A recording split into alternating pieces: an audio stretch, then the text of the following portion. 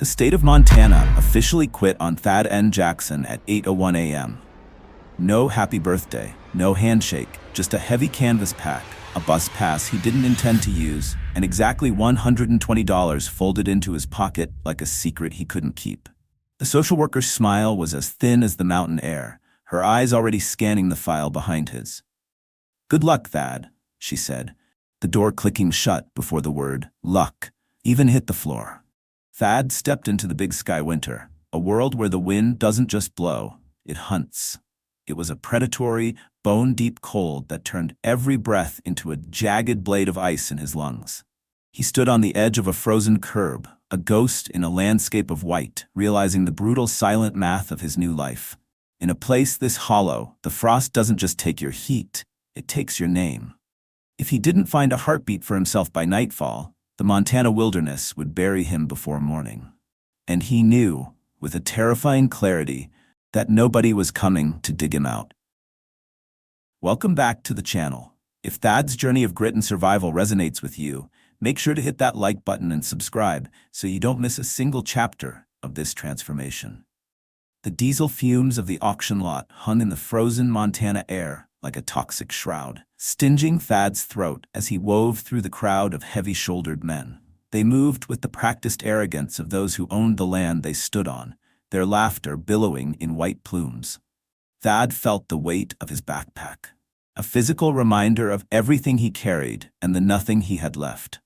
His fingers, already stiffening inside his thin gloves, traced the outline of the $120 folded in his pocket. It was his entire life's value, a countdown timer ticking towards zero. At the back of the lot, isolated in oil-stained slush, sat a pharma tractor. It was a skeleton of a machine. The red paint had long ago surrendered to a jagged orange skin of rust, and the front tires were rotting rubber rims. To the men around him, it was junk. But Thad stopped. He didn't see scrap, he saw a mirror. Like him, this machine had been worked until it broke, then discarded when the world decided it was no longer worth the space it occupied. "Lot 402, the auctioneer barked. "Start me at 50 for the scrap." 60. Thad's voice cracked, but it carried. The bidding climbed with agonizing slowness, a cruel sport for the farmers watching Thad's knuckles turn white. 90, Thad finally whispered. The gavel cracked like a gunshot. He handed over the bills, leaving him with exactly $30 to feed himself until he could make a dead heartbeat again. He finally owned something. He wasn't just a ward of the state. He was a man with a machine. The tow truck driver left Thad and his rusted pharma at the edge of a gravel-pitted public lot, the taillights fading into the Montana dusk like two dying embers. Silence rushed in to fill the void, heavy and absolute. The wind, no longer broken by the auction tents, shrieked across the open flats, carrying the scent of a coming storm. Thad looked at the machine, his $90 fortress, and realized that, without a heartbeat of its own, the tractor was just a massive heat sink, pulling the warmth right out of his bones. With fingers that felt like stiff wooden pegs, Thad began to build. He scavenged 3 discarded pallets from behind a nearby warehouse and leaned them against the pharma's massive rear tire. He draped a heavy, sun-bleached blue tarp over the frame, anchoring the corners with rusted engine parts and frozen stones. Inside this cramped triangular sliver of space, he laid down a thin layer of cardboard. It was a cathedral of plastic and scrap, a fragile defiance against a sky that wanted him dead. As the moon rose, the temperature plummeted, turning the air into a razor. Thad crawled into his shelter, pressing his back against the freezing cast-iron housing of the transmission. Every time the wind gusted, the tarp snapped like a whip, threatening to tear away and leave him exposed to the void. He pulled his thin jacket tight, shivering so violently his teeth clicked in the dark. In the foster homes, he had known hunger, and he had known loneliness, but he had never known the quiet cold. The kind that settles into your marrow and whispers that it would be so much easier to just stop fighting. He stared at the dark silhouette of the steering wheel above him, clutching his backpack, praying the morning would find him still breathing. The walk into town was a 4-mile gauntlet of ice that Thad measured in rhythmic, stinging breaths. By the time he reached the heavy oak doors of the county library, his boots were encased in a rime of frozen slush, and his hands were curled into permanent claws. He didn't go for the fiction or the newspapers. He headed straight for the 600s, the Dewey Decimal Sanctuary of the broken and the mechanical.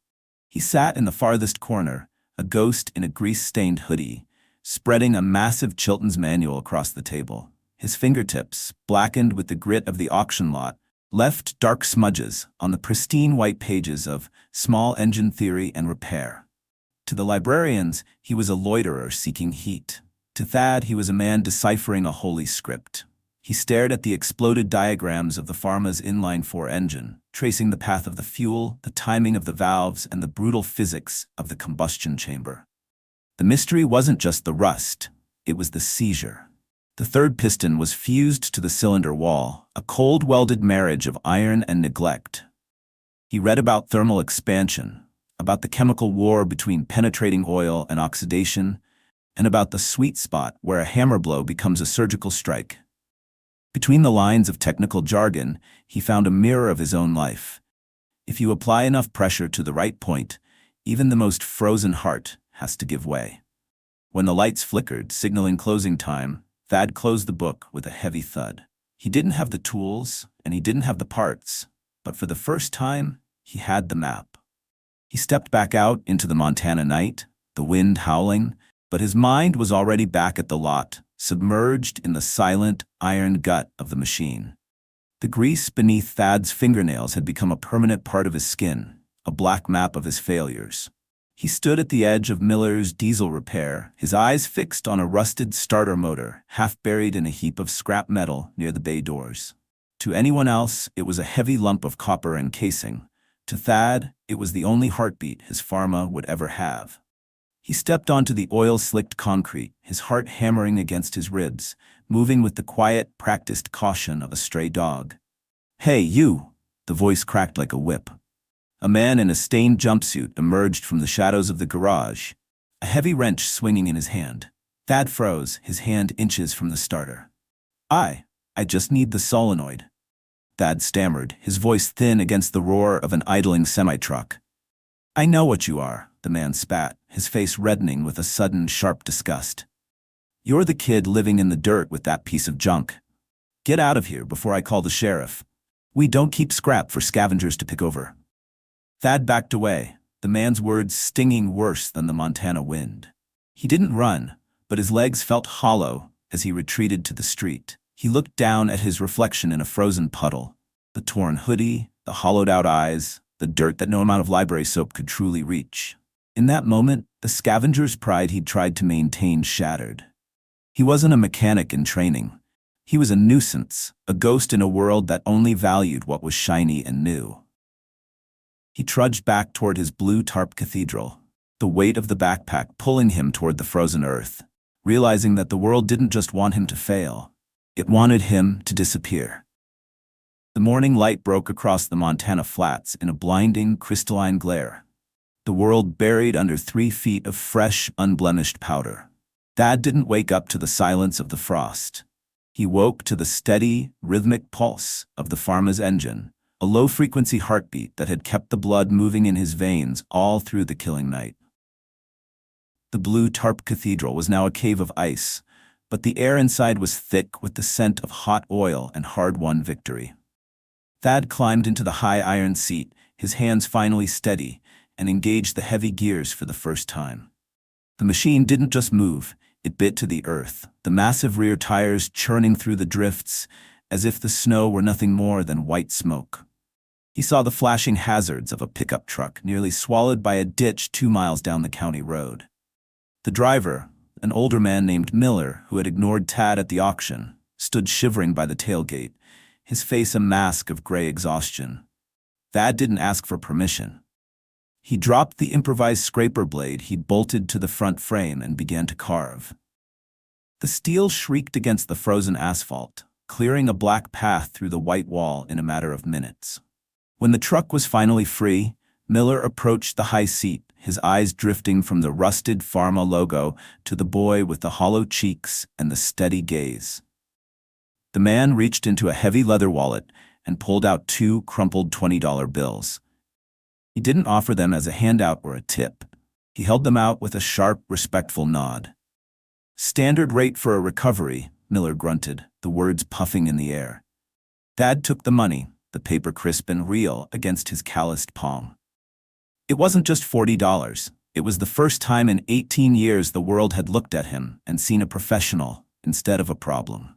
As the truck pulled away, Thad sat atop his iron throne, the engine roaring beneath him, making his first tracks into a life he had finally earned.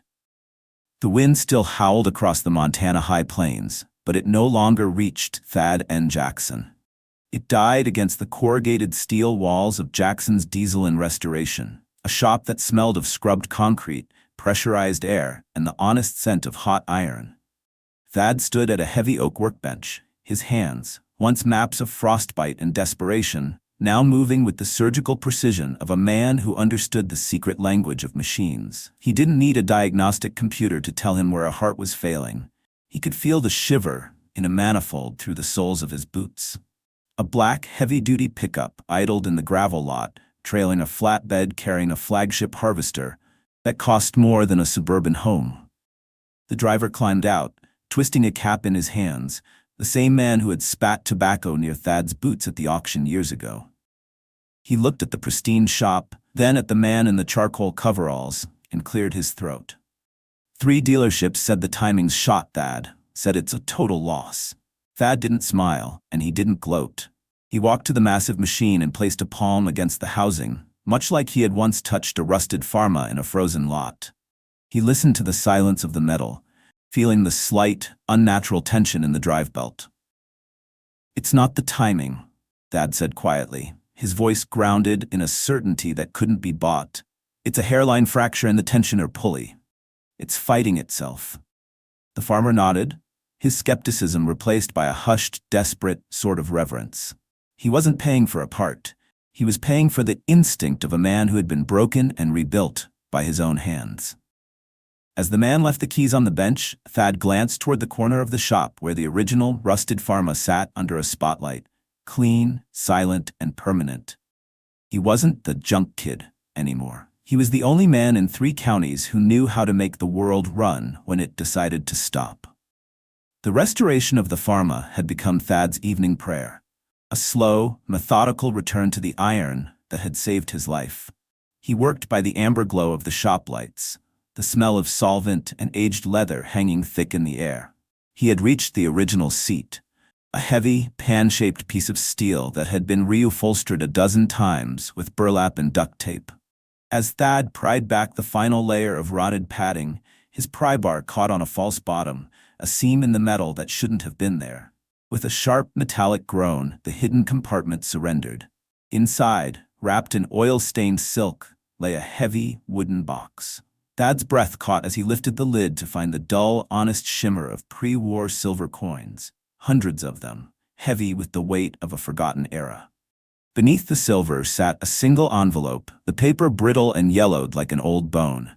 He opened it with trembling fingers, the handwriting inside sharp and deliberate. "To the one who refused to walk away," the letter began. "Most men look at the world and see only what is shiny and new. They throw away the broken, the rusted, and the quiet. I hid this not for the clever or the lucky, but for the one who had the grit to look at this machine and see a future instead of a funeral. This is not a reward, it is a seed. Use it to find the others the world has forgotten." It was signed Elias Thorne. Thad sat on his workbench, the silver cold against his palms, the silence of the shop suddenly vast. He looked at the pharma, then at his own reflection in the polished glass of the office door. The machine hadn't just been a tool, it had been a test.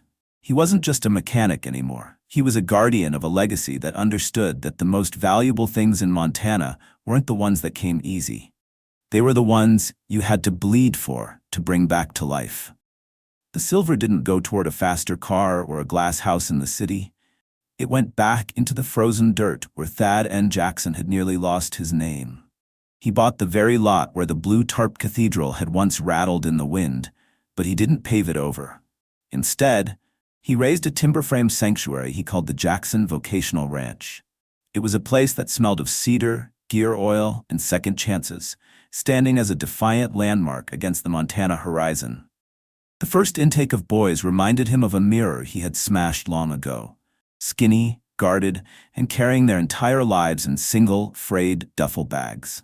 Thad stood in the center of the main shop, his shadow falling long across the concrete, and pointed toward a row of seized engines and battered tractors. "The world told you that you're scrap," Thad said, his voice a low, resonant iron. "They looked at the rust and decided the heart was dead. They were wrong." He handed a heavy wire brush to a 17-year-old with hollow eyes and trembling hands. "Scrub it," Thad commanded, not as a boss, but as a witness. "Keep going until you find the steel.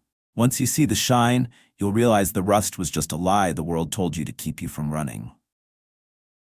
Years passed, and the ranch became a forge for the forgotten. Boys who had been wards of the state left as master welders, diesel mechanics, and men who knew their own worth.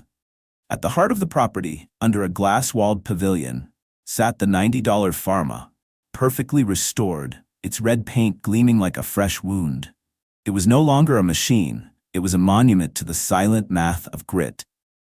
Thad watched from the porch as a new kid finally heard his first engine roar to life, realizing that in Montana, nothing is ever truly broken. It's just waiting for someone who refuses to walk away. If this story moved you, please hit the like button, leave a comment with your thoughts on Thad's journey, and subscribe to the channel for more stories of transformation and grit.